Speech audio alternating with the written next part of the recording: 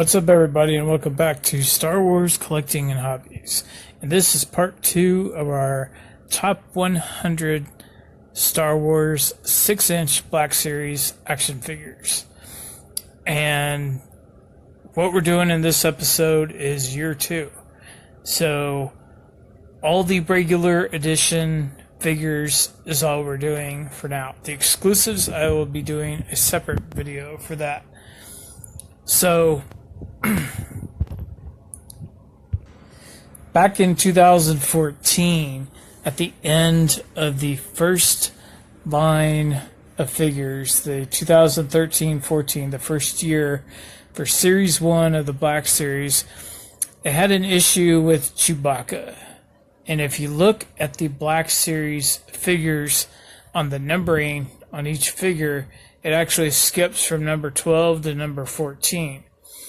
So number 13 was actually supposed to be Chewbacca, and this was a story told by lots of different people in the past, and some of the people from Hasbro actually were saying the same thing, like at conventions. So what they had to do was change the packaging. So for year 2, they didn't change it a whole lot, but it is a little bit different. It's mostly kind of the same with the black, but in the background it's blue, and you have a little bit more plastic window looking through. So, like on the top. And they're a little bit, I think, wider and a little bit taller, because that was the whole point of needing to do it all over again, was because of Chewbacca. Now that you know the story of why the line changed the packaging, let's go ahead and get into the top figures. So in fall of 2014, the second series of Black Series came out with the 6-inch figures, and this time we had a little bit more figures than we did the year before. And Series 1, there was 13 regular box figures, and in Series 2, because of the success of Series 1, they expanded a little bit, and they had 5 waves instead of 4, and that gave us 16 mostly new figures.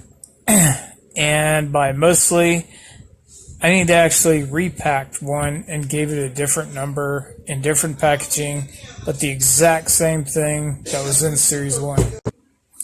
And of course we also had a couple of repaints and kind of just almost the same figure but with a different head. So yeah, so let's go ahead and kick this off. There's 16 figures, so let's start at the bottom with number 16. The same, I guess, spot, the very bottom, just like last time in Series 1. Obi-Wan Kenobi from Revenge of the Sith, because of a lot of reasons. Mainly because, one, we didn't need another one because it was the exact same thing. And for completists, they would have to just buy another one just because the number's different and the packaging's different, but it's the same thing. And there's another reason why they didn't improve upon it. I mean, that was a perfect chance to give us a new head sculpt. So, yeah, that was a massive fail. So this figure was simply not needed a second time. Alright, so let's go through this a little bit quicker since we have a little bit more figures this time around. Coming in at number 15, unfortunately, another Jedi. And I really like Jedi figures, but this one, it's way over scale. It's way too big. Quite frankly, the vintage collection or the regular 3.75-inch figures might actually be the perfect scale for Yoda, because technically Yoda's, people say, somewhere between 18 inches and 24 inches tall. So if he's only 1.5 to 2 feet, no Yoda figure should ever be higher than Luke's knee. Plain and simple. They're just too big.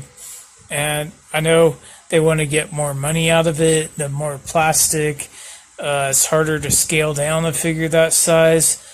But do you want accuracy, which is what the Black Series is all about? Or do you want a freakishly large Yoda? So he's all bad in a way. I mean, his articulation scheme is pretty good. It's actually quite good for such a small figure. Very good. The head could be better. The coloring could be better. And that's why he comes in at number 15. So, number 14. Here's another Force user for you. The Emperor Palpatine. I just don't like him for some reason. I don't know. He just doesn't look that great. I unsnapped his snap to take off his robe one time just to see what it's like, and I could never get it back on. I mean, there's nothing broken about it. It's just I can't get it back in that hole. And the head sculpt is more, I think, Revenge of the Sith like than Jedi, Return of the Jedi like. I prefer Return of the Jedi Emperor. But the biggest mistake that a lot of people will point out, he doesn't have lightning bolts to attach to his hands or swappable hands like Han Solo did, where you put lightning bolts. He has no lightning bolts. That's his primary thing, and he doesn't have a lightsaber either if he's from Revenge of the Sith. And all he comes with is a cane. A cane and a robe. So I guess the whole budget was spent on the robe. One other thing is his lower Jedi robes in both the front and the back are actually sculpted, really flexible rubber plastic. You can sit him down, but then you got this big hunk of plastic sticking up, and he already has a robe to begin with. So why couldn't they just give him soft goods down there too on the second half of the figure, like they did with Darth Vader, which will be coming up in this list pretty soon as well. So, Emperor Palpatine, just not quite good enough. They're just, yeah. So, let's move on to the next one. And the next one coming in at number 13 is the TIE Fighter pilot. And this is the classic original trilogy TIE Fighter pilot. He looks screen accurate. He looks great. He looks fantastic. He's even got a holster for his blaster. He looks wonderful. But unless you have a TIE fighter to put him in, what are you going to do with him? I mean, it's cool that they made him, but a lot of people don't really army build TIE fighter pilots. They army build stormtroopers and clone troopers. But, I mean, he looks fantastic. He's just not exciting. It's basically preference. There's only 13 figures, so it's basically a thing of preference for the most part. All right, coming in at number 12, we got the Clone Trooper Sergeant, and he's straight repaint of the original Clone Trooper. So again, it's kind of like, even though he's a great figure, not so exciting, just because he's a repaint. But I liked him. He was actually the first one that I bought out of all of them and had in hand. Even though I'd ordered other ones online first, I just hadn't received them yet. I found this one at a Walgreens, and I just finally gave in at that point. And early 2015 is when I started collecting. I just finally gave in. It's like, these things just look awesome. If I'm going to buy one, I'll just buy this trooper because he looks cool, just to set it on my dresser or something cool. All right, so coming in at number 11 is... Oh, wait. Is that right? No, yeah. Coming in at number 11 is... Where is he? number 11, I think, is the other one, the captain. I can't actually find him on my list, but I think that's what I've written. No? Oh, yeah. No, the captain was number 12. Okay, sorry about that. The number 12 was the captain because the same reason as the sergeant. I mean, there's two different clones in the same series this time.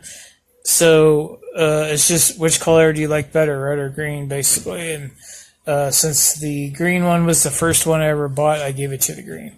So the green one's number 11 and the red one's number 12. So coming in the top 10, number 10 is the Bounty Hunter IG-88. And the only reason he'd be down this low, he's made out of really flimsy rubber, and he has a difficult time staining because of that, or posing. And the little round, the dark black plastic that they use on his elbows to simulate the that part of the flexible part. I don't even know what to call it. It looks like a rubber slinky or whatever on his elbow. But within a couple of years, most of those crack. They get brittle and they crack and even break off. And I've already seen numerous ones like that on eBay. All right, so he's also supposedly slightly under scale.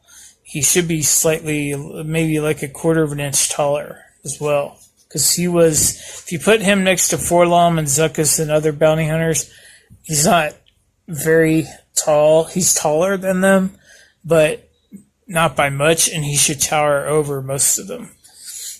Okay, so coming in at number 9, we have Han Solo in Stormtrooper disguise.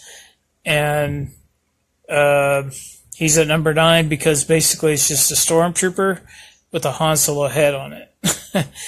And the Han Solo head, for some reason on this one, is much paler than the previously released Han Solo, which has the same head.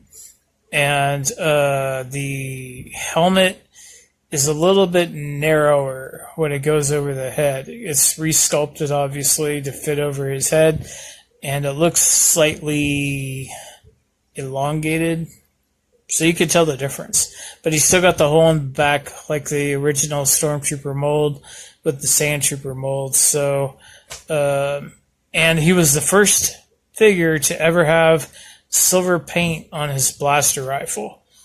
I guess because they decided they're reissuing a blaster rifle, put something different on it.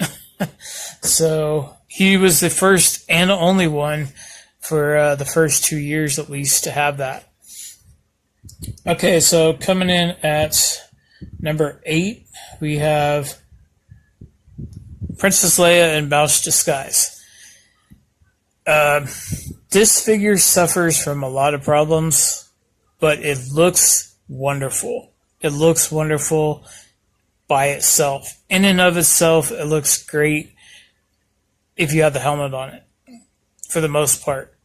The helmet, some people say it looks slightly a little bit too large, but that may be because it has to go over the plastic head, the human head. And so I can give it a little leeway because of that. But one of the main problems is it's not the size of Princess Leia like I guess it should be. If you watch Return of the Jedi, the Boushh costume doesn't really add a whole bunch of bulk or height to Leia herself.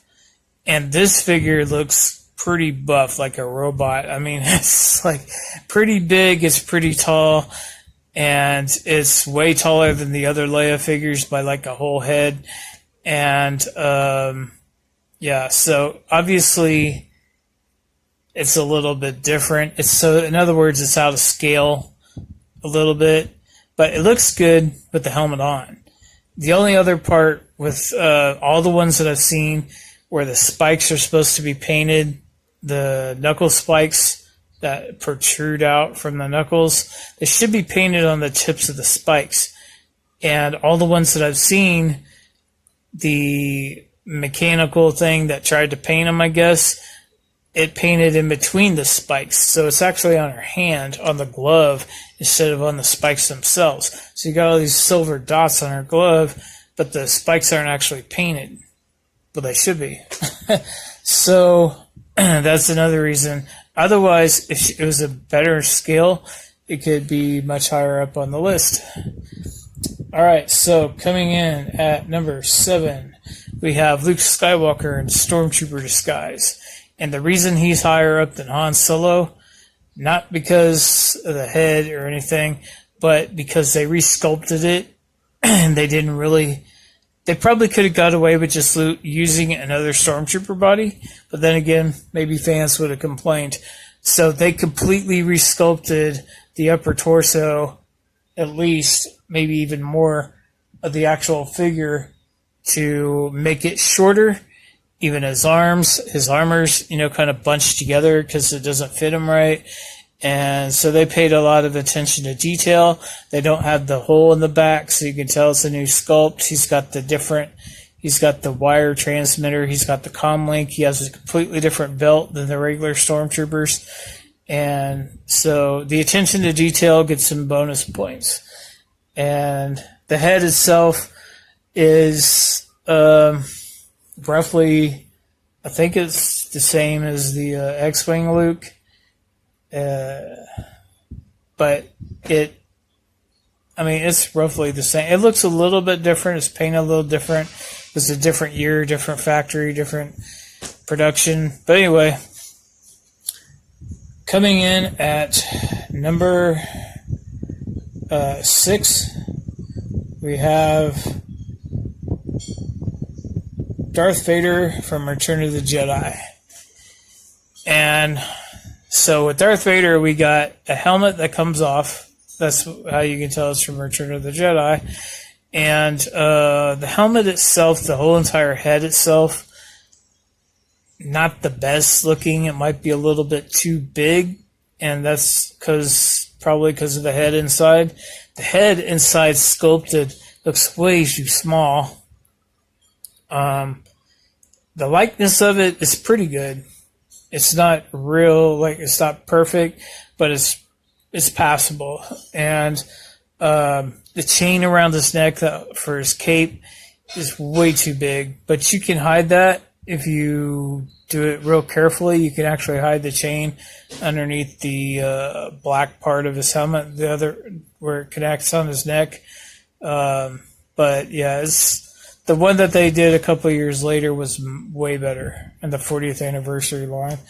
But so,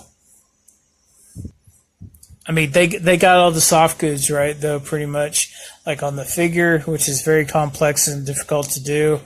Like I was saying with the Emperor, he should have soft goods on his lower half of the body, and Darth Vader does. And so they got most of that right, but the cape is a little bit too long. But most people would probably might say it's better to be a little too long than too short. But this little too long by half an inch too long. So it's long. Yeah, you get a lot of material there. The lightsaber looks good, but it doesn't fit on his belt anywhere either. So some people take off points because of that. All right, so coming in the top 5, number 5, Luke Skywalker Jedi Knight. Now this particular figure and this whole wave, or this whole series, the whole year, they didn't have anybody with an extra head, but this one does have swappable chest plates. So Luke Skywalker, when before he goes in to the battle, his button-up shirt, I guess, is all perfect, and then it comes apart a little bit when he gets into battle, so you can recreate either one of those scenes that you want to do because of that. The lightsaber is very, very gummy. and I wouldn't advise taking the blade in and out very often because it is very, very gummy and it could break because of the way the lightsaber is designed, where the hilt is very slender at the top where the emitter is that lets the let the saber out, and it's just the way it's designed. So be careful with it. I wish Hasbro would have made it out of a little bit harder plastic. And the head sculpt is it's painted completely. The hair color is completely different than all the other Lukes. It's like a Milky Way chocolate bar brown. It's very different than all the other ones. And like the Luke X-Wing had had little speckles of other colors in it to give it, have a layered effect to it. But so a lot of people don't like that as well. They did remake him again on the Walmart exclusive last year, though, and most people prefer that one, even though it's mostly the same body. It's just got an extra tunic piece and a robe and a different head. Unfortunately, I never found that one. Hopefully, it's got a better lightsaber too. But the lightsaber does at least attach to the belt, so that's a good thing. All right, so coming in at number 4, we have Chewbacca.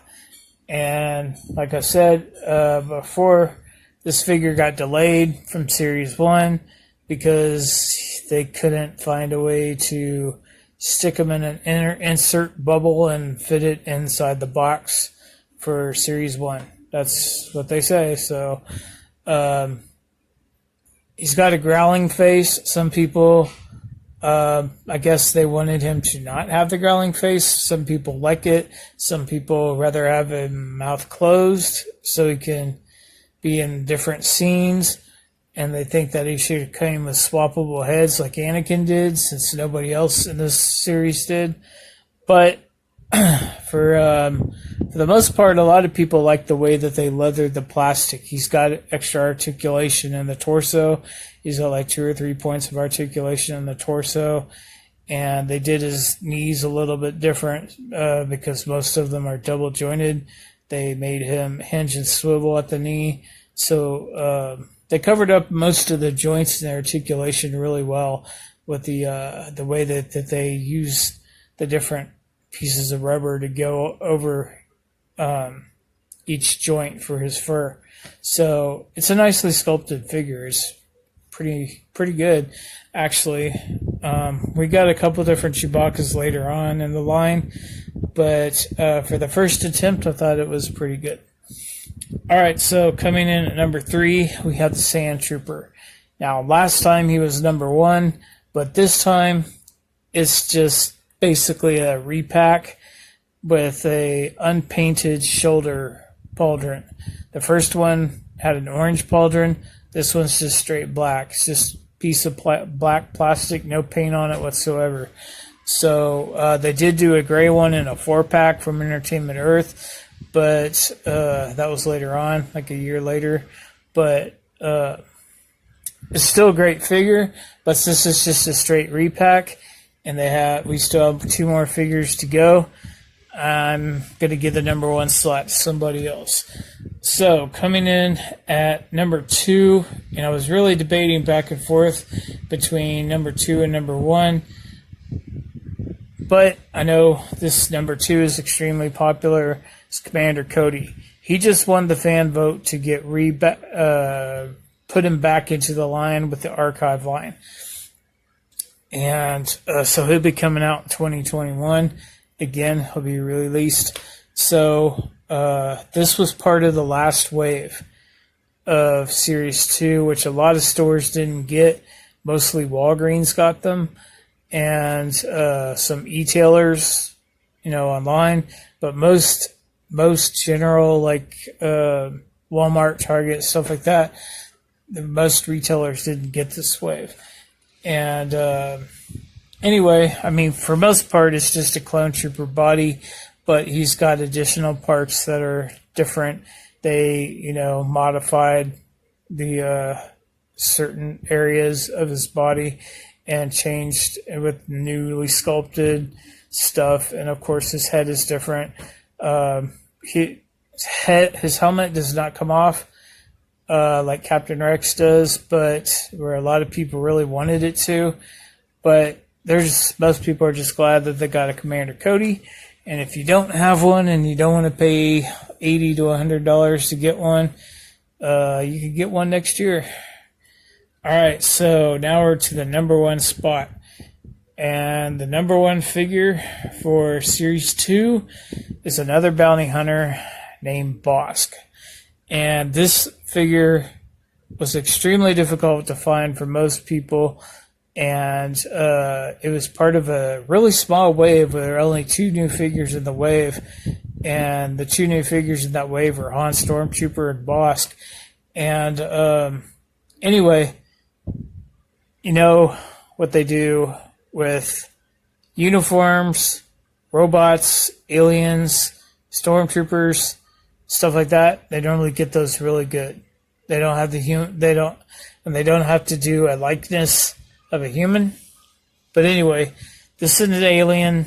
He's one of the few aliens in the line so far, and he just looks great. He even has a mouth that can open and close, so you show his teeth.